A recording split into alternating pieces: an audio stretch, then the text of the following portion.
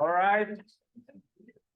Hello, everyone, and welcome to the ESPM seminar series. It's my pleasure to introduce you to Kurt Anderson, professor at UC Riverside.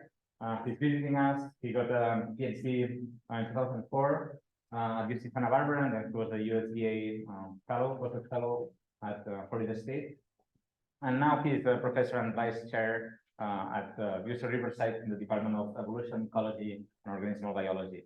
I have to say that many of us have admired Kurt for a long time, maybe for different reasons. In my case, because he's a very rigorous community ecologist, and I really like how he combines mathematical modeling stuff, but also with field observations and experiments. Like he's really focused on mechanisms. And I would also say that he has a pretty unique ability to connect questions in ecology that are pretty fundamental and abstract to some extent to settings where answering that question matters quite a bit, whether it's a restoration or in a management context. An example of this is his work on aquatic communities and how they structure themselves around space and environmental gradients in rivers. He has studied quite a bit meta-communities in river networks, and he has been at the forefront of the development of this kind of new field of meta-community ecology. And it's sometimes criticized this field as being, a bit abstract, and that's true. But I think it has really an ability to connect it to, questions that matter, like restoration, or how can we operate infrastructure in better ways, or design environmental flows in dams and applications like that.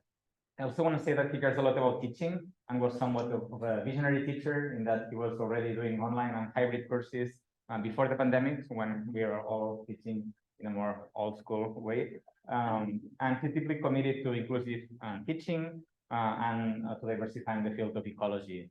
He has been supporting the SEEDS chapter at the Ecology of Society of America program to diversify, STEM and ecology in particular, and we also support this program here at UC Berkeley. So I could say many more things, but I'm going to stop. Thanks, Kurt, for connecting, for coming, for interacting with our groups, and finally, I'm so happy that we finally got to make this happen. Thank you. That was very nice introduction, and yeah, this is not the first time I've tried to come up and give a seminar at Berkeley, and it's been interrupted by life a few times. There was a global pandemic and some other stuff that seemed to always pop up when I was going to come. So finally here, very excited. It's always a pleasure to visit colleagues in the UC system on other campuses, and particularly Berkeley. I mean, it's been a place for a long time where freshwater ecology and the intersection of ecological theory and management has really been in the forefront. I've learned a lot and followed a lot of careers of people here, and so it's a real honor of mine to be here. I've really thoroughly enjoyed the meetings I've had so far, and looking forward to meeting with the other folks later on. So today I'm going to talk about some work.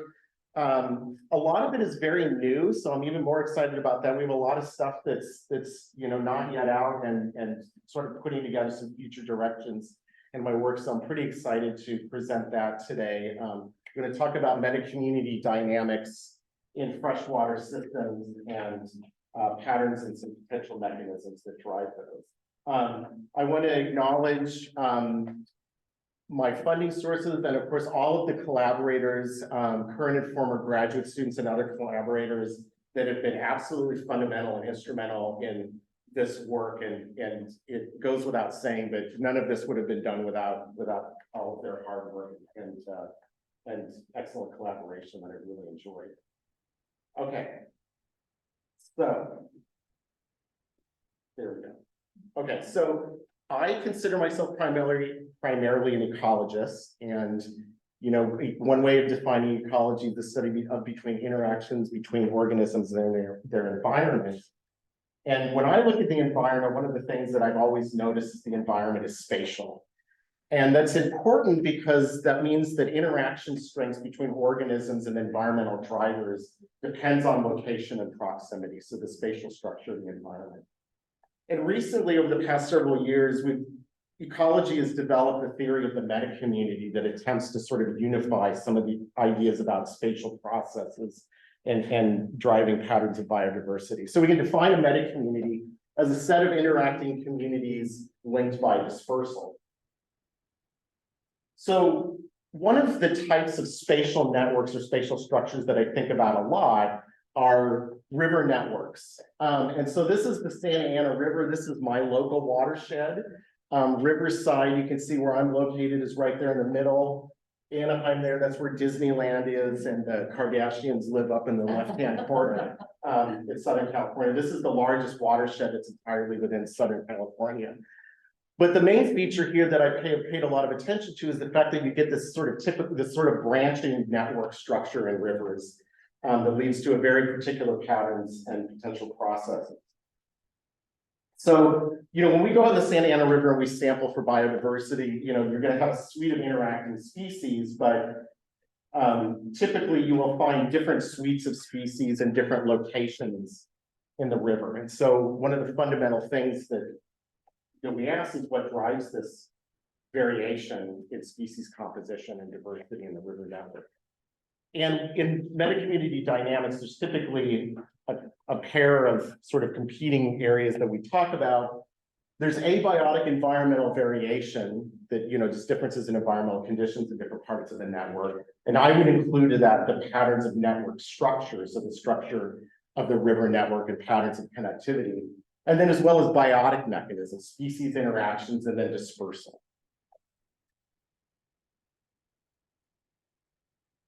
So in looking at trying to use these these different abiotic and biotic mechanisms to describe biodiversity, there's a suite of interactions that happen at different scales that can allow different abilities to predict what kind of dynamics we're going to see. So at the regional scale, connectivity in river networks is often linked to dispersal that can be influenced by both natural processes as well as fragmenting activities that will disrupt connections. So we had this review where we sort of looked at regional and local drivers of predictability in aquatic communities and how those vary based on connectivity and other processes. So the main thing that I want to focus on is this factor called sorting strength. And sorting strength we define as basically the predictability of a community given an underlying environmental template. So with really strong sorting strength, you would predict that a suite of given environmental variables would lead to a very predictable set of communities or species that are sort of following that template. But other factors can interrupt that sorting strength and the patterns that you would expect. So when you have, and dispersal is one of the key, dispersal and connectivity, we argue, is one of the key factors in that relationship.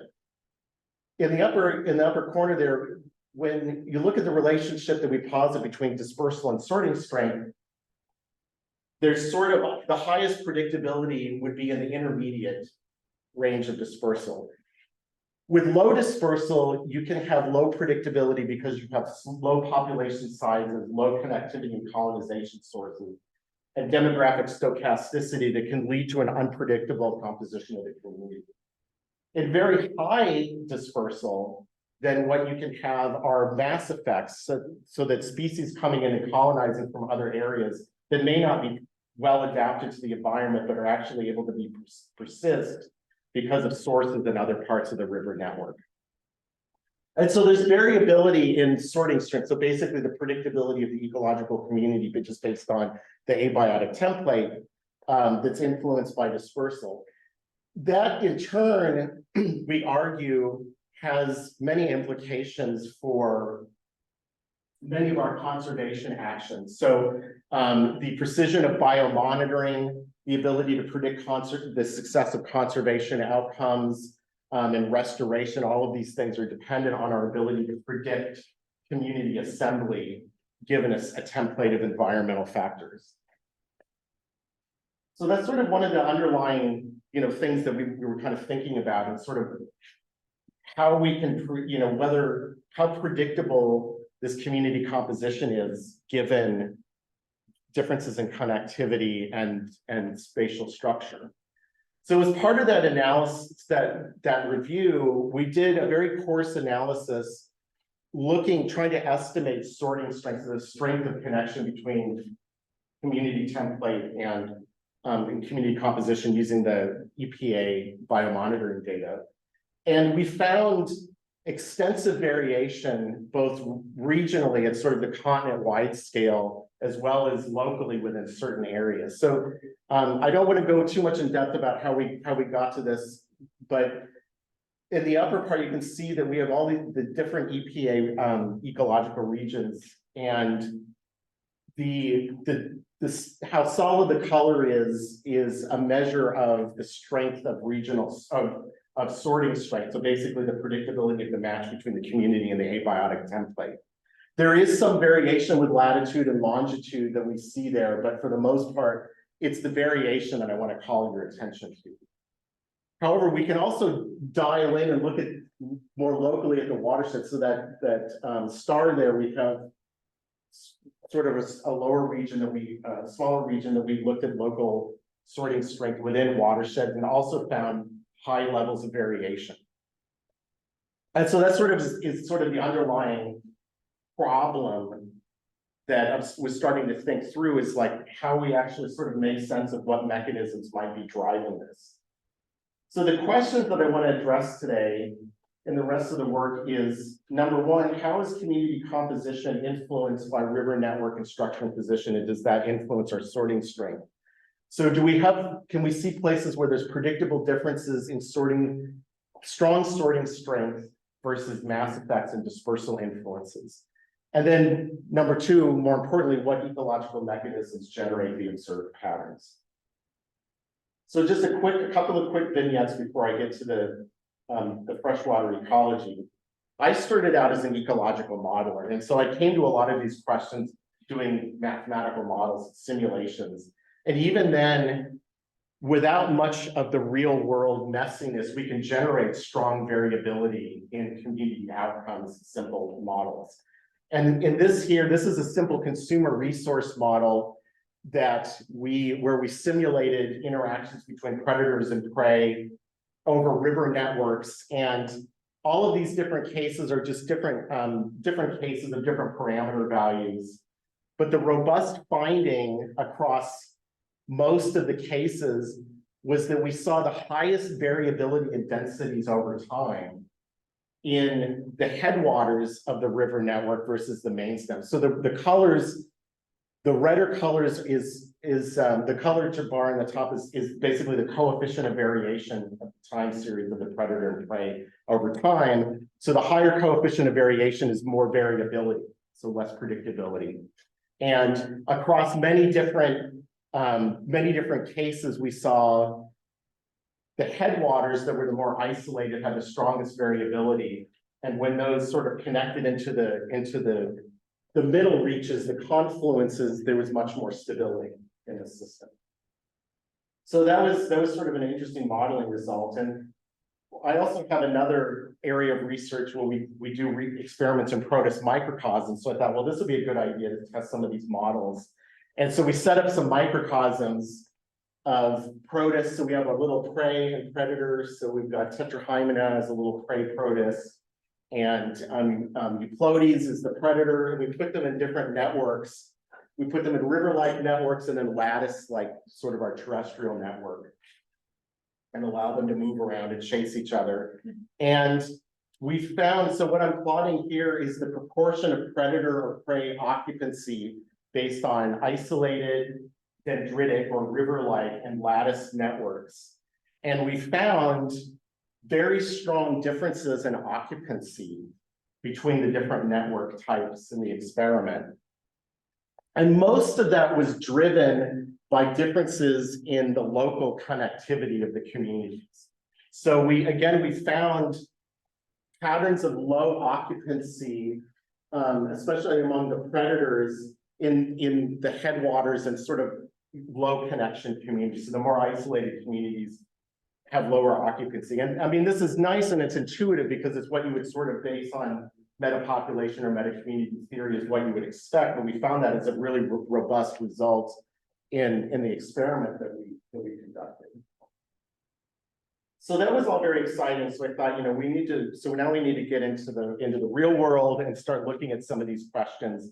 So again, thinking this through, I was wondering how community composition is influenced by this river structure and position, where we saw this potential difference between the isolated headwaters and the main stems of the river network. But then what are the ecological mechanisms? And is it just this issue of connectivity, or are there other things going on? And so what I'm going to talk about for the next section is an exploration of those ideas in river networks that comes from a body of theory that's been collectively titled the network position hypothesis. And this was a very large collaborative effort through multiple graduate students and collaborators who have worked on this research. And the general idea is that in the network position hypothesis is that you get different drivers of community assembly in different positions of the river network. Much like I was seeing in the modeling and the experiments, but that there's sort of additional layers in real river networks in terms of changing environmental templates that go along with the connectivity and dispersal. And so if we coarsely break down headwaters and main stems, so the isolated headwaters, the tips of the river network, and the well-connected main stems, the theory states that headwaters, they're more isolated in the network and also have sort of more trying or more challenging environmental conditions. And so you have stronger niche-based factors at work. And so you would see much stronger sorting strength, like, stronger connection of the environmental template determining the community composition. In the main stems, as we move downstream towards the confluences, the areas are more well-connected, and there's also some relaxation of some of the trying environmental conditions.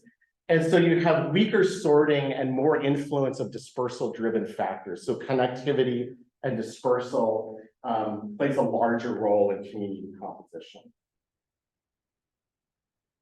And so when we can break this down a little bit further. So when we talk about the environmental conditions and what that does to predictability and community composition, we also borrowed some results from pond meta-communities from John Chase's work, looking at patterns of beta diversity and community composition in ponds. And in these freshwater systems, what he exhibited in a couple of different contexts were when you have either low productivity or higher drought conditions, that tends to restrict the community composition, particularly kind of shrinking things down to a nested subset of tolerant species, that you can either tolerate low productivity in the environment or sort of drought conditions. But once you sort of relax those conditions, if you allow for more stable flow or higher productivity in the system, it expands the possibility of community outcomes, and you get sort of a higher turnover and less predictability in community composition. So you get sort of an expansion in the context of who can colonize there and persist. So we decided that what we wanted to test, so there had been several studies out that had looked at in just terms of spatial comparisons of community composition, static comparisons of community composition. But we felt like the real test of this would be actually look at temporal turnover of communities. So looking at temporal beta diversity, and not just the turnover in the communities, but actually what aspects of turnover in the communities were driving the patterns. So what we're looking at is differences in the temporal beta diversity, and so the variability in the community change over time. And we're predicting that the stronger sorting at headwaters leads to lower variability over time and higher nestedness in the community composition because of the harsher conditions and lower dispersal input. The main stems, in contrast, would have higher variability and higher turnover in species composition, right? And again, we're focusing on temporal beta diversity, so year-to-year changes in community composition.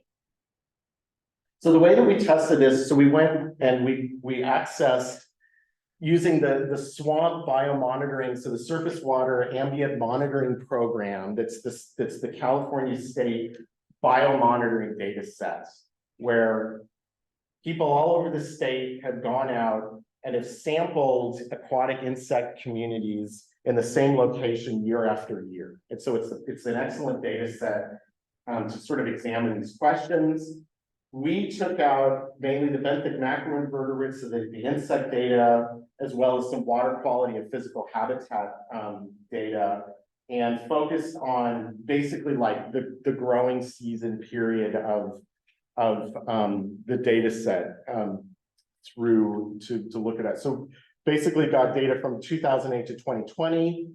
We have about 145 sites classified by stream order.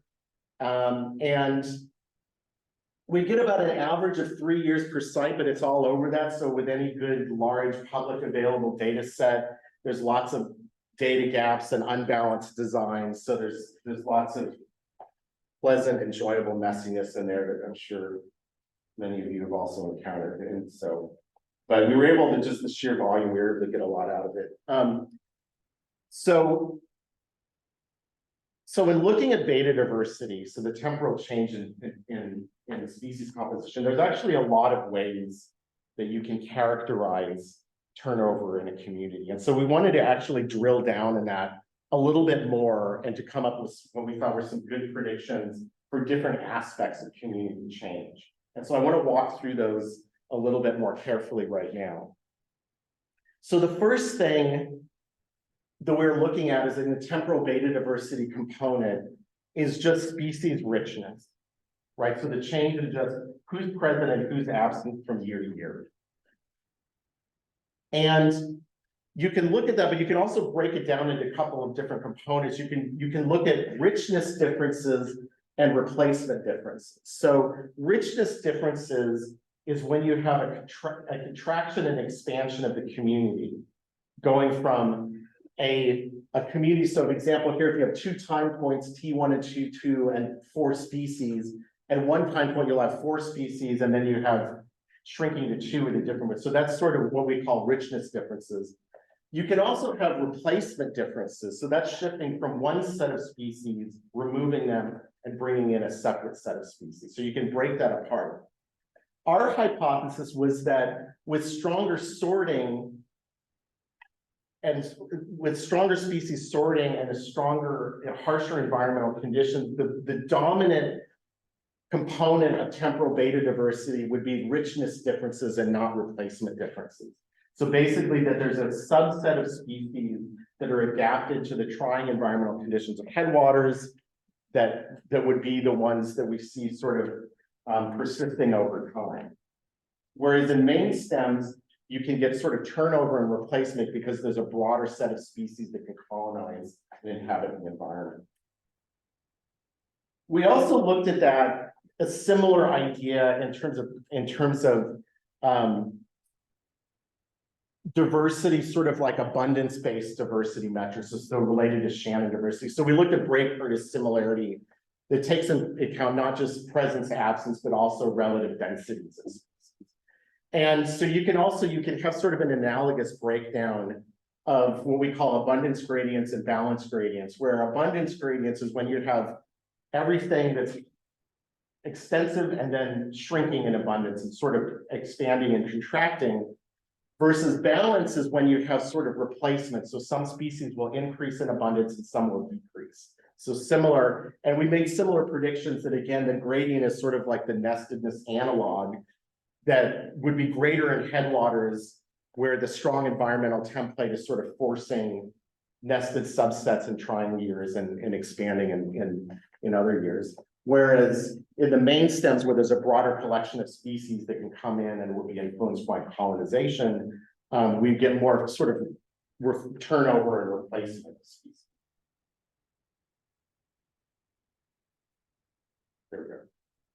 Finally, we looked at functional diversity, right? So the other thing is that if environmental drivers are, are a key component of these patterns of diversity, we also hypothesize we should be able to look at the traits of the species and similarly look at the diversity of trait space and find similar relationships, right? That again, sort of functional richness differences, so would be strongest in headwaters, whereas the functional space and sort of life history strategies and trait species have will be very finely tuned to those headwater environments and would be very limited in who can be there. So any change will be this, again, expansion and contraction with the environment over the years. Whereas there can be functional replacement in main stems, there's again more variability and you can get turnover and replacement of species and their strategies, so more greater variability. So those were our predictions.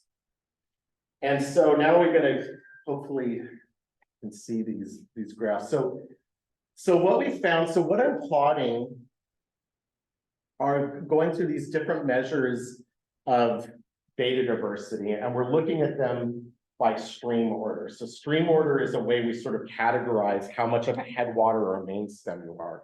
So when you're at stream orders 1 and 2, you're sort of up in the headwaters, and you get to 3, 4, 5, and 6, you're sort of moving in the confluences, you're in the main stems downstream. And so what we're looking at are these trends in beta diversity as we move downstream orders. So what we found is that, and so in each of these cases, so this is just the richness here. So the total richness beta, we get a marginally significant increase with stream order.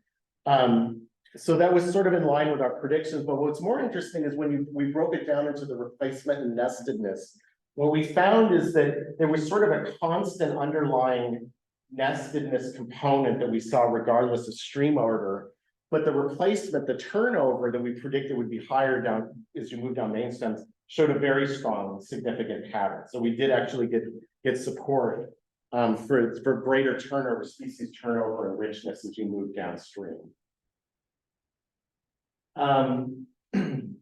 We found roughly similar relationships with the quantitative, the density measures. In this case, the sort of replacement analog was only marginally significant, but with a strong overall beta diversity trend as you move downstream. So again, this is roughly in line with our predictions where you get sort of a constant underlying nestedness that didn't change, which was a little bit out of line with what we were predicting, but the turnover shows a stronger pattern where we're getting more species replacement, changes in species densities as you move downstream. Functional diversity showed nothing. So I mean, interesting, there's sort of this thing where we were squinting at it where the functional beta diversity is nice and flat. If you squint at it and you try really hard and wish upon a star, they might be nestedness and replacement might be going in opposite directions, but we didn't really see that. So the functional diversity did not conform to our predictions. Although we have some follow-up work, we think we have a better idea of what's going on there. But that was not in line. But the one key thing that's also interesting about this, though, is that we just wanted to ask. So we had a limited set of environmental variables that were very static. So we had sort of like water chemistry, physical habitat, and things like that. And we just wanted to make sure there wasn't just greater variation as you move downstream, right? If there was just greater variation downstream driving everything. And we did not see that at all. Basically, the overall sort of variation year to year was essentially similar regardless of stream order. So no, this does leave out a couple of components of flow that I will sort of allude to in a minute, but of all of the other environmental variability, that wasn't an explanatory factor in our analysis. So that was sort of tantalizing. So this is the analysis of a big data set. We had some colleagues. So this is what's most tantalizing to me, who in the same time conducted an experiment in a very different system. This is in the East Coast of the United States in the Appalachian Mountains. And my colleagues, as part of the same project, put together several experimental stream channels in different locations. So the little green dots, and sorry, it's hard to see, but are in different headwater and main stem locations throughout the drainage. And so they were open. So they put these channels out. Some were open to complete colonization, where others had different limitations to who could colonize. And so their results, so they have similar results here, where they looked at stream order from patterns from stream orders 1, 2, and 3, and again looked at overall temporal beta diversity. The treatments are just different dispersal treatments that I don't want to pay too much attention to, but the thing I want you to see is overall, they sort of a very similar qualitative pattern that we did of increasing temporal beta diversity in these experimental channels as you move downstream. It was strongly affected by colonization treatments in a way that we're not quite sure we understand yet. So there's a very complex interplay when you get into the weeds of what exact dispersal and life history traits are driving differences at that fine scale. But we were pretty excited that in two very different systems and two different different approaches, we found a very consistent pattern in terms of this beta diversity in species composition. So in general, we have some hypotheses about sort of the mechanisms by which assembly may be driving different community assembly. That we get sort of more trying environmental conditions and more isolation in headwaters, leading to certain patterns of beta diversity, moving down to main stems. You get a relaxation of those harsh environmental conditions and more dispersal input. So those are general, like very large scale kind of assembly mechanisms. But there's still something missing in terms of what do we mean by the environment and what do we mean by dispersal connectivity? Can we drill down a little bit? And so we're sort of looking into that more. So we have a manuscript that we looked at a subset of these data. This name hopefully is familiar to some of you here. We led some of this work. It is in review, and I've got a really good feeling about it this time. So one of these days. So anyway, we looked at a subset of these data where we had a lot more resolution in spatial and temporal clusters. We kind of got the best subset of the data. That looked most of the Eastern Sierras and sort of Northern California, where we got those data and incorporated more explicit flow data in terms of the environment to sort of link to the environment to see if that was an additionally sort of an explanatory factor. And so we looked at a few different things there. So the first of all, again, to just show in a different way to reproduce some of the similar results. So this here is, we're plotting the square root of the upstream area of the site. So this is basically similar to a stream order measure. It's basically like where you're located on a stream. So if you have a larger upstream area, you're kind of more down by the main stem. And then this is Bray-Curtis dissimilarity. So this is the quantitative temporal beta diversity. And so again, we found sort of a weak but significant increase in beta diversity as you move downstream in the data, so that pattern was consistent. However, it was even more strongly consistent when you looked at the drainage density of the location. And so we took this, and so this is basically how packed the network is within a specific area. And so we took this as, again, sort of basically as a proxy of potential dispersal connectivity. And that was even a really much more strong driver of temporal beta diversity and turnover. So then the other thing he did was we looked at flow variation. And so we took modeled flow regimes for each of these areas and basically broke all of the variability down into a subset of principal components to try to like reduce the flow variation. And we had a couple of factors that came out very strongly as being predictable.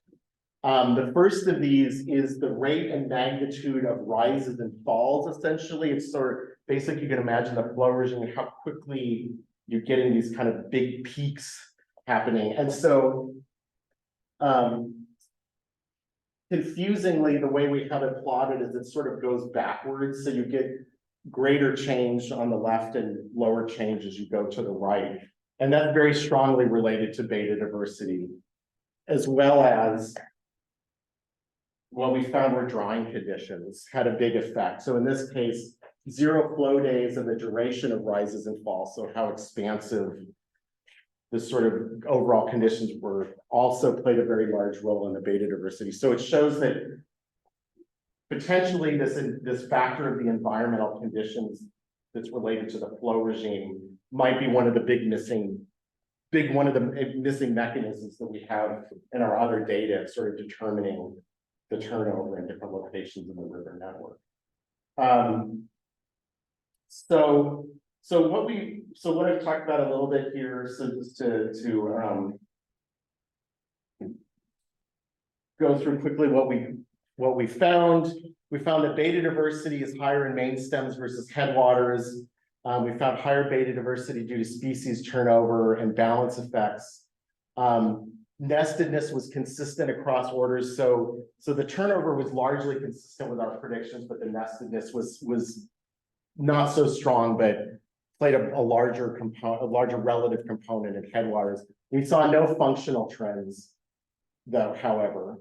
But this led us to that there is some evidence that there's different assembly drivers in the different positions of the river network. Stronger niche filtering in headwaters leads to lower species and potentially functional turnover, although we didn't really see that in our data. Whereas weaker filtering and greater dispersal in main stem could lead to higher species and potentially functional turnover.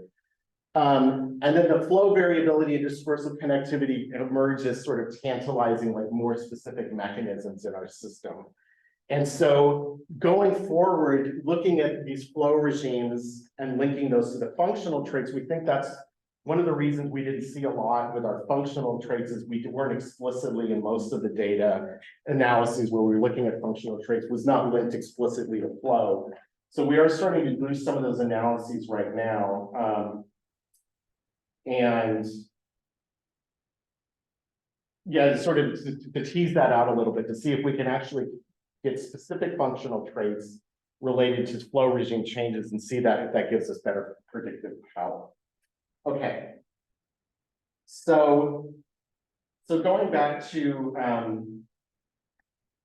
our overriding pattern here. So we were looking at this issue of sorting strength and dispersal connectivity and whether spatial patterns and dispersal connectivity sort of influence this pattern of sorting strength and looked at it in terms of beta diversity. But when we think about conservation, most of the conservation applications that we were thinking of before are things like biomonitoring, conservation, management, restoration. But climate change is kind of posing this new non-stationary process that we're having to sort of think about in terms of sort of how all of these additional mechanisms potentially play into how the communities are going to respond. So one of the things we know about climate change is that the change manifests differently in different parts of, in different locations, right? Climate change is not a single phenomenon, but a mixture of phenomena that can show strong temporal and spatial variability. So climate and climate change manifested at a variety of different scales. So there's, you know, on the planet, we see latitudinal gradients in temperature and seasonality that can lead to differences in potential changes. I've got, this is just an example of precipitation change, that you can see that there's differences in different locations on the globe about what's predicted in terms of variability. So global and regional changes in temperature and precipitation might be quite different. But then, you know, so those are regional scale processes, and then the local scale processes, we can also potentially see between and within watershed changes in habitat variability and sensitivity to climate change, right? So there's a lot of examples coming out where, you know, looking within watersheds, that certain microsites may have different sensitivities to changing temperature, changing flow regimes, right? So the manifestation can happen at different scales. Oops. And that's actually something that people are looking at in terms of short-term climate change management. So climate refugia, you know, maybe some of these microsites might be places that we put disproportionate conservation effort into because their sensitivity will allow the communities to persist longer under a changing climate. So how will freshwater communities respond to climate change? I think we have to think about multi-scale responses of the ecological communities and as well as the value of like local dynamics and how that contributes. And so again, so if you think about like basic processes in community ecology, those then are important for our management, because the processes of sort of dispersal and other assembly drivers are what sort of determines how the communities are going to respond to those different abiotic drivers, right? So Velen came out with a nice review of some of the different ways in which communities can be altered, that went through these different processes. So we have selection, drift, speciation, and dispersal. I've talked a lot about dispersal, and selection in his language is sort of species interactions and the environmental template, things that we think about a lot. But there's also other components. There's speciation, which gives us the overall density or regional species pool, as well as drift, which are stochastic processes, which can lead to lower predictability of ecological communities, right? And so he claimed that, you know, all of these patterns are, these processes get fed through the black box of community ecology to create all of these patterns, of which I would add that multi-scale climate responses are ones that we need to think about. So this is ongoing work, some new work that we're just now starting, that we want to explore regional and local differences in freshwater community assembly mechanisms, with the end goal of trying to come up with some ideas about how predictable these freshwater communities are going to be in different contexts to help with aiding our management. And so the main comparison that we're starting with is, we wanted to do some comparisons of the relative importance of community processes across different freshwater habitats. And we're starting with a comparison between temperate and tropical ecosystems. And so this conceptual diagram here comes from our collaborator, Victor Saito, who in a very nice tree paper that laid this out, claims that there will be very large differences in freshwater predictability between temperate and tropical freshwater for a couple of reasons. So what is showing here in this conceptual diagram, so we have communities, densities over time, and you can imagine these abundances are the abundances of many different species that we have in our ecological community. And in temperate, you know, like eastern deciduous forests, we have a very strong template of temperature seasonality.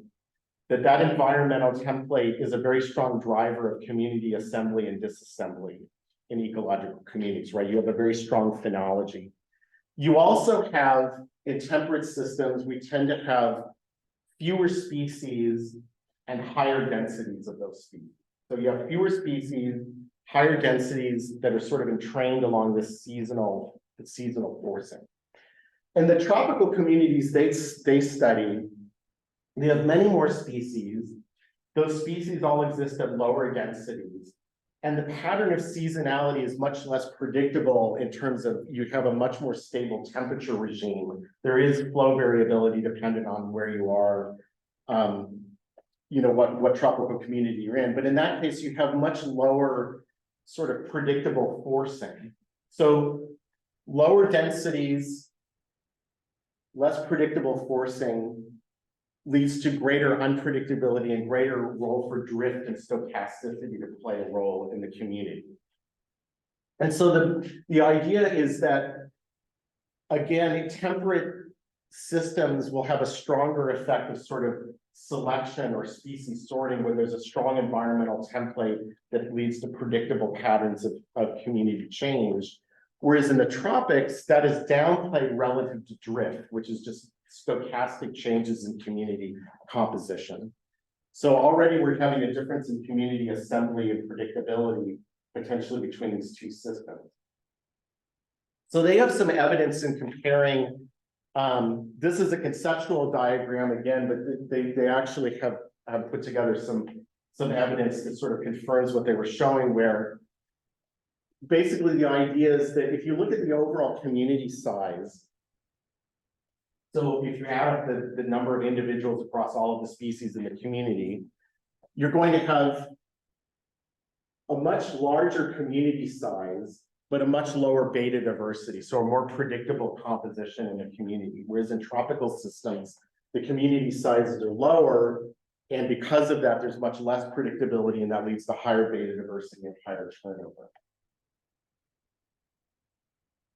So we added to that, so there's this additional component. Well, we were seeing in our systems that there's a difference between headwaters and main stems as well along similar, influences of community assembly, where headwaters have stronger environmental filtering and limitations on dispersal. So again, we have higher selection effects in headwaters, whereas you get higher dispersal effects in main stems.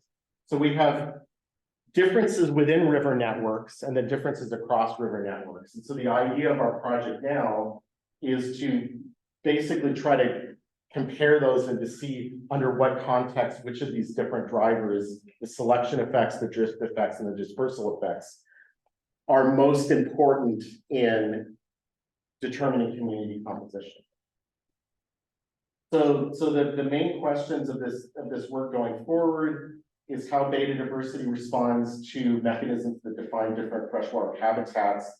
And so the main idea here is that the main work is to actually do some repeated sampling in Eastern North America as well as the tropics along a river network gradient. So where I come in is we're going to actually do a little bit of modeling. So I'm just going to really quickly, so we can go,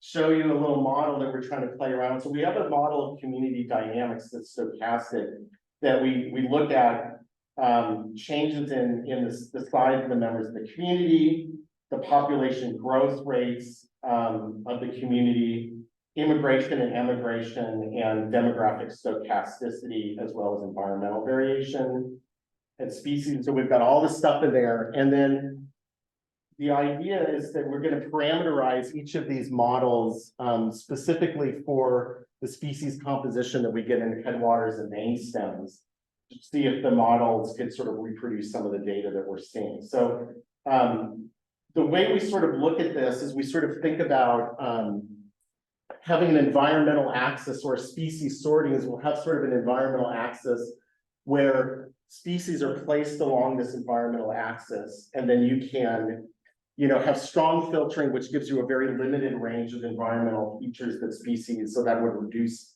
the species that can be there, versus much broader environmental space. We also can look at the correlation in the environment, so we can create a highly seasonal environment versus a much more stochastic environment. And so that's where we're sort of going with this. We can simulate the model, run it out, and actually create beta diversity metrics, just like we see in our data. And so this is all like super pilot stuff right now. And so what we're at least saying is that we can reproduce in the model very easily these relationships between community size and beta diversity. And if we sort of parameterize the model as a tropical system that has the features that a tropical system has, with lower community size and lower densities and lower community size, we can kind of align the tropical system that's parameterized sort of lies upon the correct space. So going forward, we want to look at these, you know, the ideas that actually confront these with some of the field data that we have. The one thing about headwaters and main stems, we do see also a very strong effect of dispersal. The dispersal does a couple of things. The main thing being that it increases community size, so it leads to greater predictability, which is sort of an interesting result based on some of the other data we've seen. But by increasing community size, it reduces the stochasticity effect, and so it leads to some greater predictability, at least in some of the models. So I'm going to skip a little bit some of the rest of this so we can finish up. But we are also looking at thinking about some food web modeling and size spectra. And the other thing that's come out of our models is we can parameterize through these species with different body sizes. And what we find is that we do see some different slopes emerging in the size spectra. So basically the distribution of densities of species between the temperate and the tropical communities that we're hoping to see if the data reproduces that. So I'm just going to go ahead and finally end with, we explored some different assembly drivers in communities, and the main thing is like they still think we have a lot of challenges in terms of incorporating that theory into water management, right? So what we tried to do in the end is sort of think about how you can assess the spatial context and whether management plans will be impacted. And generally, the thinking that we just want to generally use these results sort of to hopefully convince people that the predictability in our understanding of the community assembly and then what management will come out of that depends a lot on the spatial context, and so that needs to be taken into account in our management decisions. So with that, I will stop, and I'm happy to take any questions.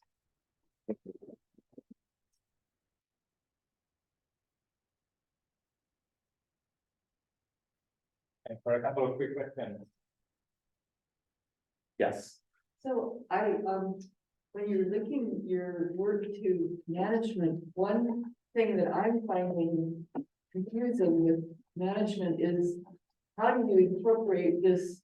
You can keep both the moving cranes and the fish in the picture if the plant is deep one year and shallow another, because the cranes need the exposed islands, and the fish need to be sheltered from cranes, and you get this. It's like your balance hypotheses. So I was wondering if that's a way in to address that issue, that if you want to keep both species in the picture, you have to have different kinds of years. And then the other thing is that what if you do an action and then the hydrology completely changes from year to year? And your action would be good during a wet year, but bad during. Yeah, I mean, I think again, that's what we're sort of getting at a little bit, is that there's some places where, because of that, the change in the context is really dynamic. And if you don't have and so for us, we're sort of making the argument that there are really strong location dependent effects about that, but it's sort of general that a point in time or a point in space snapshot, I think, doesn't give you the complete picture, right? And so I think that was, part of our argument is that you have to think about how predictable your system is and what sort of drivers are going to be changing it to kind of, contextualize the management. Right, and for us, for benthic macroinvertebrates, these are bioindicators that are used a lot to sort of extrapolate to environmental conditions. And, if you're going in and you're hoping to see a very consistent subset of things, giving you a very consistent environmental picture, sometimes that may work, but sometimes it may not, right? Because you can get some unpredictable turnover. But sometimes you need that, right? Yeah, or be able to hold the sort of Yeah, range of dynamics that you see in a particular system, right? So like, for our tropical colleagues, where we're kind of, thinking about that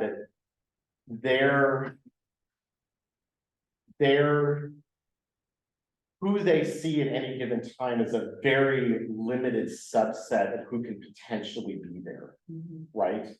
And so you have to have a much wider range of temporal or spatial sampling to get the context of who the whole community is. And then especially if you get changes in the community, is that predictable from the standpoint of, are they marching along and changing because you've got the climate doing something, or are you seeing, this strong signal of stochasticity that's happening?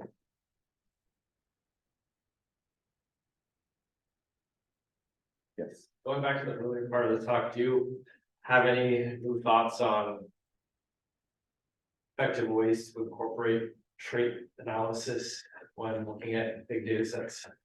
In general, no, but so what we're doing, so the follow-up to that is not ready for prime time, is what we're looking at is, instead of just, we're doing two things. Instead of looking at just stream order, we're looking at more specific network metrics of centrality. So you can take these, you can break all of these networks down and look at these points in terms of network connectivity. And so it's a much better quantitative measure of how dispersal connected you are within the network. So that's the first thing, because order is a very coarse measure. So that's the first thing that we've got. And then the second is incorporating the flow data, because again, most of these traits, particularly in this, California, my sort of general feel about that is that the ones that are really going to drive a lot of things are ones that are flow variation dependent. So, ability to sort of deal with drought conditions or the different types of ranges of flow variability that we saw. So, I mean, it's kind of like in your stuff, we saw some tantalizing results there. So we're trying to expand that. And we do have, once we've done that, we do start seeing some relationships with functional diversity that, cross my fingers if it holds. So that's the next step that we think that's where the missing piece is. We need to wrap up, but we can continue the conversation